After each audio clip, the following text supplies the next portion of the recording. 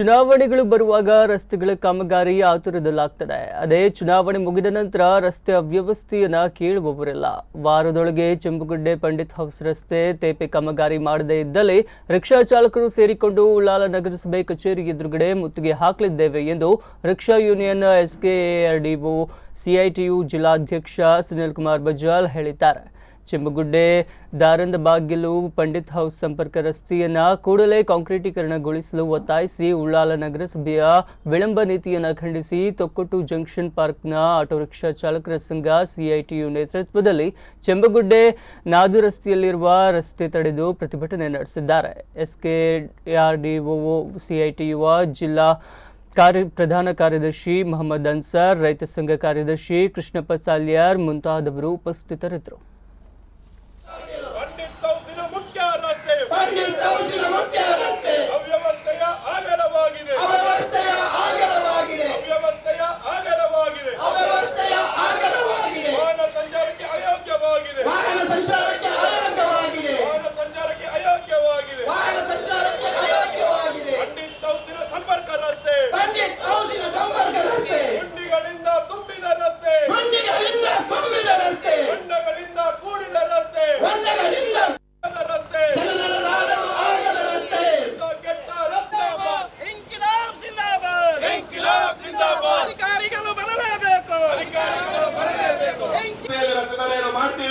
ಮತ್ತೆ ಆ ಮುಖ್ಯ ರಸ್ತೆಯನ್ನು ತಡೆ ಮಾಡಲಿಕ್ಕೆ ಅವಕಾಶವನ್ನ ಮಾಡಿ ಕೊಡಬೇಡಿ.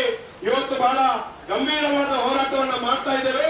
ರಿಕ್ಷಾ ಚಾಲಕರವರ ದುಡಿಮೆಯನ್ನ ಬಿಟ್ಟು ಈ ರಸ್ತೆ ಮೇಲೆ ನಿಂತು ಹೋರಾಟವನ್ನ ಮಾಡ್ತಾ ಇದ್ದೇವೆ. ಈ ಒಂದು ಪ್ರಶ್ನೆ ಉಳ್ಳಾಲದ ಪಂಡಿತ್ ಹೌಸ್ನಿಂದ ದಾರಂದ ಬಾಗಿಲವರೆಗಿನ ಈ ರಸ್ತೆ ಅವ್ಯವಸ್ಥೆಯ ಈ ಸಮಸ್ಯೆಯನ್ನ ಇಡೀ ಮಂಗಳೂರು ಉಳ್ಳಾಲ ಕ್ಷೇತ್ರದ ಜನತೆಯ ಸಮಸ್ಯೆಯಾಗಿ ಮಾರ್ಪಾಡು ಮಾಡಬೇಡಿ, ಅದಕ್ಕೆ ಅವಕಾಶವನ್ನು ಮಾಡಿ ಕೊಡಬೇಡಿ. ಅಧಿಕಾರಿಗಳು ಕೂಡಲೇ ಇಲ್ಲಿ ಬರಬೇಕು ಅಂತ ಮತ್ತೊಮ್ಮೆ ನಾವು ವಿನಂತಿಯನ್ನ ಮಾಡ್ತಾ ಇದ್ದೇವೆ. ತೇಪೆ ಕಾರ್ಯಗಳು ಈ ಮಧ್ಯೆ ಒಂದಷ್ಟು ಅನುದಾನ ಬಿಡುಗಡೆ ಆಗಿದೆ ಅಂತ ಹೇಳಿ ಜನರಿಗೆ ಹೇಳಿಕೊಂಡೇ ಬಂದಿದ್ದಾರೆ. ಇವತ್ತಿನವರೆಗೆ ಏನಂತ ಆಗ್ಲಿಲ್ಲ ನೋಡಿ. ಈ ಇಡೀ ರಸ್ತೆಯನ್ನು ನೋಡುವಾಗ ಗೊತ್ತಾಗ್ತದೆ. ಅದಕ್ಕೆ ನಾವಿವತ್ತು